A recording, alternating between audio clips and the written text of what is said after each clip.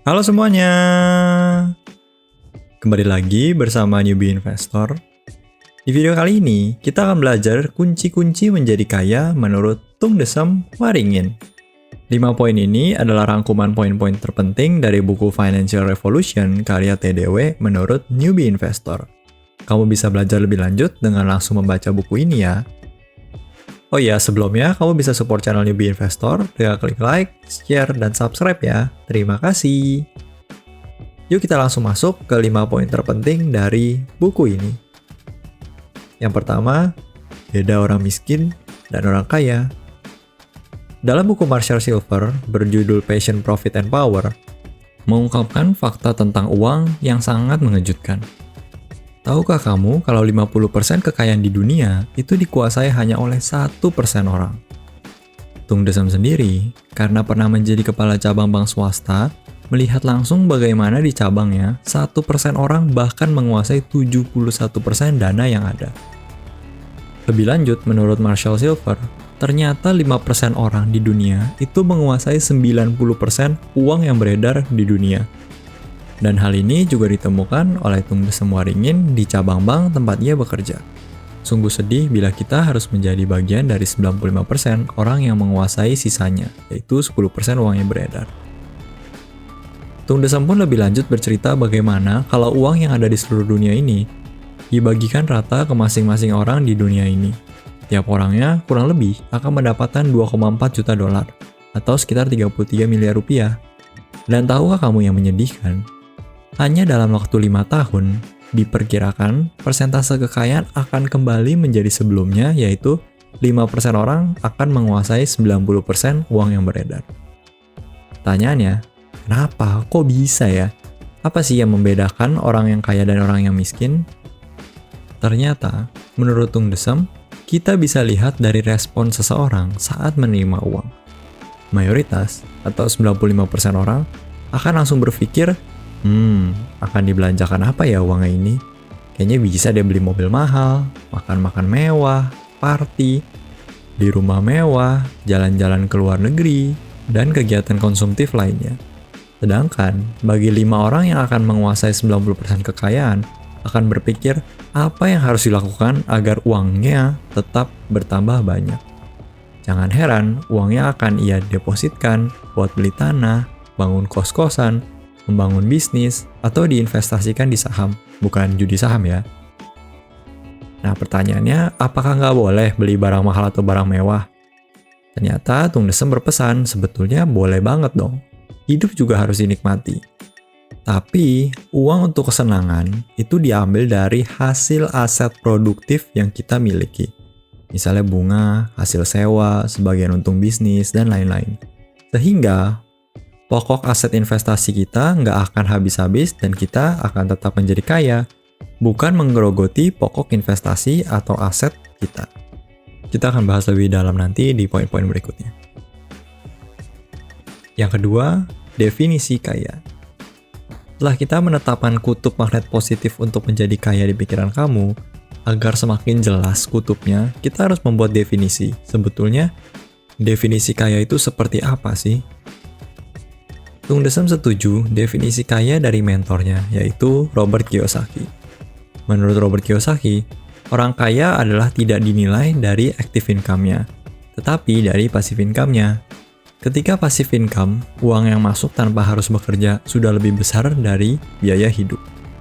Maka barulah orang ini disebut sebagai orang kaya. Ia pun memberi contoh, Mike Tyson adalah seorang yang tidak kaya. Karena, walaupun menghasilkan 300 juta dolar selama bertinju, tapi di 2004 ia dinyatakan bangkrut dan masih punya utang senilai 35 juta dolar. Seperti yang sudah dibahas di poin sebelumnya, kita juga harus menikmati hidup kita. Bukan berarti kita nggak boleh beli barang mewah. Menurut Tung Desem, ada 4 tahapan konsumtif untuk membeli barang mewah. Tahapan pertama adalah yang terburuk dan tahapan keempat adalah yang terbaik. Tahapan yang semakin baik akan memastikan menjaga kamu tetap menjadi kaya. Cara konsumtif pertama atau yang terjelek adalah dengan utang. Kemudian menyicilnya dengan kredit untuk pembelian konsumtif. Ini adalah jenis konsumtif yang paling buruk. Yang kedua adalah menabung dan punya uang tunai, lalu beli secara cash atau secara tunai pembelian konsumtif kamu. Yang ketiga, ini sudah mulai konsumtif yang lumayan baik, adalah punya aset produktif yang hasilnya atau bunganya dari aset tersebut dapat membayar cicilan ke bank atau ke platform tempat kamu meminjam uang. Dan konsumtif keempat atau yang terakhir adalah punya aset produktif yang hasilnya atau bunganya itu bisa membayar secara tunai hal konsumtif yang kamu inginkan. Nah, agar lebih dapat gambarannya kita coba pakai contoh. Misalnya kita mau beli barang yang lumayan mahal, yaitu iPhone. Kita asumsikan saja harganya 10 juta. Nah, dengan cara konsumsi yang pertama, dengan utang, kita nggak ada uang nih, kita mau gengsi pakai iPhone terbaru, jadi kita utang misalnya ke peer-to-peer lending yang rata-rata bunganya bisa mencapai 2-3% per bulan. Ini tahapan konsumtif pertama. Tahapan konsumtif kedua, dengan kita menabung beberapa bulan sampai terkumpul 10 juta, baru kita beli HP iPhone-nya. Jadi walaupun bukan yang terbaik, tapi sudah lebih baik karena kita nggak kena bunga yang gede banget dari utang. Nah, cara konsumtif yang ketiga adalah punya aset produktif untuk membeli barang yang mahal. Misalnya kita punya aset 100 juta di portofolio obligasi retail negara seri ke-17, yang bunganya 6,4% per tahun. Nah, dengan aset ini, setiap tahunnya, kurang lebih kita akan mendapatkan hasil 100 juta dikali 6,4% dikali 85%, atau Rp5.440.000. Dibagi 12 sekitar 450 ribuan per bulannya. Dengan asumsi kamu nyicil iPhone sebesar 10 juta rupiah dengan kartu kredit selama 24 bulan, maka setiap bulannya kamu perlu membayar 416 ribu. Nah, walaupun cicilannya akan 2 tahun untuk membeli sebuah iPhone, tetapi kamu sudah membeli barang seperti orang kaya, yaitu dengan hasil dari aset produktif yang kamu miliki, bukan mengambil aset pokoknya. Jadi 100 juta kamu tetap, tapi dari imbal hasil 100 juta itu kamu gunakan untuk membeli barang yang mahal, yaitu menjadi iPhone. Dan yang terakhir, konsumtif terbaik adalah misalnya memiliki aset kira-kira 2 miliar ori seri 17. Nah, setiap bulan kamu bisa deh tuh ganti-ganti iPhone, ganti-ganti warna, ganti-ganti size memorinya mungkin. Nggak perlu nyicil lagi, bayar cash dari bunga, aset produktif kamu. Benar-benar definisi orang kaya. 3. Bangun peternakan uang. Yang dimaksud peternakan uang adalah investasi yang hasilnya cukup untuk membiayai biaya hidup kita. Bisa berupa bisnis yang sudah jalan tanpa perlu ada kehadiran kita, berupa royalti atau hak cipta, rumah yang dikontrakan, kos-kosan, saham yang bagi-bagi dividen, reksadana, dan lain sebagainya. Ada 3 tahap dalam bangun peternakan uang. Yang pertama, tunda kesenangan. Prinsipnya ada 3. Yang pertama, menunggu sampai kita mempunyai passive income yang cukup untuk bayar atau menyicil barang-barang konsumtif kita. Misalnya seperti step 3 di poin sebelumnya, yaitu punya aset 100 juta ori seri ke-17. Kedua, menunggu sampai setidaknya punya 10 kali uang yang lebih besar daripada harga barang mewah yang kita inginkan. Jadi asumsinya kita bisa beli 10 barang tersebut. Dan yang terakhir, kita menurunkan kesenangan atau menurunkan standar kesenangan kita. Kalau sekarang baru mampunya beli Oppo, ya tidak harus memaksakan pakai iPhone. Toh sama saja fungsinya untuk sosial media, komunikasi, dan lain-lain. Hanya beda, gengsi saja. Itu poin pertama dibangun peternakan uang, yaitu menunda kesenangan kamu. Poin berikutnya adalah mengalokasikan dana. Alokasi dana ini kurang lebih mirip-mirip seperti budgeting. Nah, alokasi dana dari hitung desem ini cukup sederhana, yaitu 10% untuk digunakan investasi yang aman, misalnya deposito atau reksadana money market. 20% digunakan untuk dana darurat, 5-6 bulan pengeluaran. Bila sudah terkumpul, dana daruratnya bisa dialokasikan untuk investasi yang bisa bertumbuh, jadi yang lebih beresiko. Misalnya ke saham atau mungkin peluang bisnis dan lain-lain sebagainya. Dan terakhir, 70% sisanya digunakan untuk keperluan sehari-hari. Nah, presentasi ini balik lagi bergantung seberapa kamu ingin secepatnya mencapai kebebasan kamu. Bila dengan 50% saja sudah cukup untuk digunakan sehari-hari, akan lebih bagus, karena alokasi lainnya bisa ditingkatkan.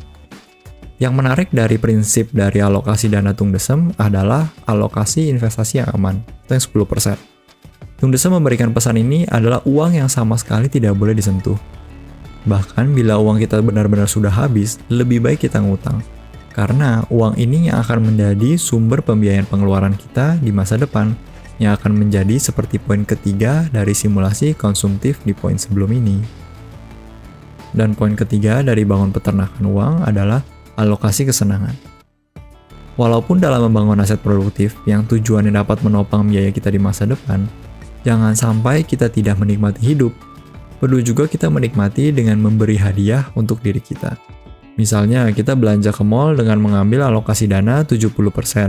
Jadi kita menyisakan 10% dari 70% tersebut yang setelah beberapa bulan dihabiskan untuk khusus shopping-shopping di mall. Jadi benar-benar uangnya harus dinikmati. Kita tetap harus menikmati proses menjadi seorang yang kaya. Poin keempat, multiple stream of income. Mungkin kamu udah sering banget dengar orang kaya, konglomerat, selalu memiliki sumber penghasilan yang lebih dari satu. Multiple stream of income adalah kunci. Tapi, apakah itu 100% benar? Tung Desem setuju, multiple stream of income adalah cara yang baik untuk mengumpulkan kekayaan. Tapi, ada beberapa masalah yang perlu kamu perhatikan. Yang pertama, menganggap MSI atau multiple stream of income adalah pekerjaan tambahan. Bukan begitu, bukan menambah pekerjaan setelah jam 5, tapi sesuatu yang terus menghasilkan tanpa kita harus terlibat seterusnya. Jangan membangun MSI kalau PSI-nya atau primary source of income belum ada atau belum kokoh. Yang ada, malah nanti primary source of income kamu hilang, malah jadi pusing sendiri. Analoginya bagaikan sebuah pohon, harus tetap ada batang utamanya atau primary source of income. Baru kita bisa mulai membuat MSI-MSI yang lain menjadi cabang-cabang dari batang pohon utamanya. Setelah punya PSI yang mantap, baru kita kembangkan MSI. Nah, dua ciri multiple stream of income yang Tung Desem suka, yang pertama adalah low risk. Perlu diperhatikan, jangan sampai mengganggu primary source of income kita. Dalam membangun MSI juga perlu dilakukan mengalokasikan aset, dalam contoh di poin sebelumnya. Untuk membangun MSI misalnya hanya 20% dari income PSI kita. Jangan sampai harus berutang yang berlebihan. Yang ketiga, terjun di bidang yang kita kuasai, jadi membangun MSI-nya yang kita kuasai bidangnya, atau bekerja sama dengan orang yang ahli dan terbaik di bidangnya. Dan yang terakhir, teruslah belajar, jangan pernah berhenti belajar. Poin kedua yang disukai Tung Desem adalah low time involvement. Pilih jenis usaha yang memerlukan waktu maintain yang sedikit. Mungkin saat membangun pertama kali perlu waktu yang banyak, tapi saat sudah berjalan bisa di-maintain dengan mudah. Contohnya, kamu menanam kebun jati, ternak sarang burung walet, beli franchise, tentunya sudah terbukti ya, minimal sudah jalan 5 tahun, mengarang buku, dan lain sebagainya. Rumus beruntung. Tung Desem di sini bercerita tentang seorang pawang hujan. Ada seorang pawang hujan yang sangat terkenal karena hampir 100% tingkat keberhasilan tarian pemanggil hujannya. Sebagai seorang yang masih baru menjadi pawang hujan dan kadang berhasil kadang tidak, Tono sangat penasaran dengan pawang hujan legendaris ini. Maka ia pun akhirnya memutuskan untuk menemui pawang hujan legendaris untuk belajar bagaimana sih kok bisa selalu berhasil manggil hujannya. Setelah belajar tari-tarian pawang legendaris, Tono pun pulang dan mempraktekannya di desa Tono. Ternyata, hasilnya pun sama, kadang berhasil, kadang tidak. Tono pun yang bingung kembali belajar ke pawang master dan menanyakan, kok masih kadang sukses kadang gagal sih pak? Jawab master pawang hujan ternyata sangat simpel. Ia akan terus menari tarian pemanggil hujan sampai hujannya turun. Selama kamu tahu tujuanmu dan tidak pernah menyerah mengejar tujuan tersebut, suatu saat kita akan bisa dan benar-benar meraih tujuan kita. Poin kelima dan yang terakhir, hidup adalah tanggung jawabmu. Ada 3 area di dalam hidup kita. Yang pertama, area yang di luar kontrol kita, seperti penurunan ekonomi, siapa presiden terpilih, siapa atasan kita, siapa orang tua kita, dilahirkan dari background orang tua yang seperti apa. Itu area yang di luar kontrol kita. Yang kedua, ada yang di dalam pengaruh kita. Dan yang terakhir, ada area yang bisa dikontrol. Seperti strategi penjualan kita, bagaimana kita meresponi segala sesuatu, strategi menjadi kaya, keyakinan, siapa teman yang kita pilih, kebiasaan, dan habit kita. Dalam hidup, fokuslah pada hal yang dapat kamu kontrol. Karena sebetulnya, selama kamu menyalahkan hal yang tidak dapat kamu kontrol, kamu sedang melemahkan diri kamu sendiri. Bertanggung jawablah atas segala hal yang terjadi dalam diri kamu. Belajar dari kesalahan atau kegagalan. Melempar kesalahan ke orang lain bukanlah ciri orang kaya. Buang-buanglah BEJ atau blame. Kita menyalahkan orang lain atau kondisi seperti, aduh salah presidennya nih, salah gubernurnya nih, dan lain-lain. I itu excuse, ya iyalah gua mah orang miskin. Bukannya belajar dari kesalahan kita, malah mencari excuse. Dan terakhir, justify. Ya iyalah dia sukses, dia mah anak orang kaya.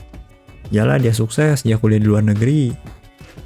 Fokusnya bukan ke situ, fokusnya adalah hal yang bisa kita kontrol, bertanggung jawab pada segala hal yang terjadi dalam hidupmu dan terus belajar dengan orang lain. Bukan nyinyirin orang sukses, tapi ubah menjadi pertanyaan. Kok bisa ya dia begitu?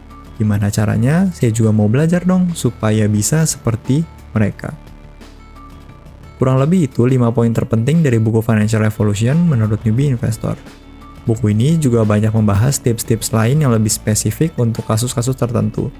Misalnya bagaimana naik gaji 3 kali setahun bagi seorang profesional, bagaimana mulai bisnis tanpa modal, atau bagaimana cara membangun bisnis yang potensi suksesnya sangat tinggi. Karena pembahasannya akan terlalu spesifik, kami rangkumkan poin-poin yang general yang dapat kamu implementasikan. Dan bila ingin belajar lebih, kamu bisa lanjut dengan baca buku Financial Revolution karya Tung Desem Waringin. Akhirnya, like jika menyukai video ini, subscribe bila ingin mendapatkan konten serupa. Thank you and see you on the next video. Bye!